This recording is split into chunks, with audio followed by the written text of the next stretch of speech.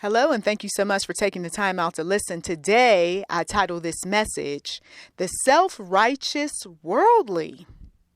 The self-righteous worldly. These are the people who they believe themselves to be right, when of course it is convenient, it is beneficial. But they have these worldly ways about them. And those worldly ways are also what suits them during opportune times. And the only time they're going to act a bit holy, spiritual, righteous is if, one, they're trying to cover themselves, CYA. They are acting this way because, well, I don't know if I can trust you, and you might go back and tell something, or you might do something that would cause me not to be in someone's good graces. So I guess I'll follow procedure, policy. Okay? The self-righteous worldly do things in slick ways. They're clever at what they do. These are the people that they are well aware of the rules. They know what the manual says. They know what you don't like. They know what someone else doesn't like.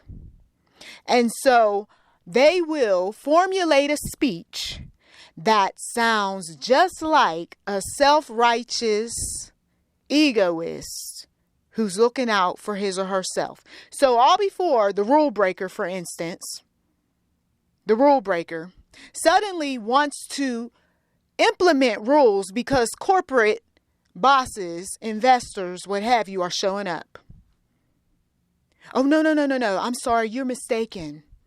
But no, that's not how we do that, because now you're doing something that you've always been doing, but you happen to do it around somebody who's from the corporate office. Okay, I'm giving some examples. Well, wait a minute. You always, shh, be quiet. But no, you always told me that it was okay. And now that corporate owner, investor, what have you, is looking at that self-righteous, worldly individual crooked-eyed. What do you mean? You always do this? Yes, because he told me. Oh, no. Now he's in trouble, you see. And then later on, when the smoke is clear and the corporate individuals have gone home, why did you say that? Oh my goodness, why did you do that?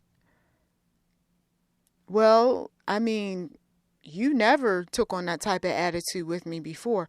Well, yeah, but that was my boss. And I know, but still, I mean, I'm going to tell the truth. You don't expect us to do A, B, and C, but yet in front of him, you were trying to enforce the rules. You see, self-righteous worldly people, they'll talk to us one-on-one.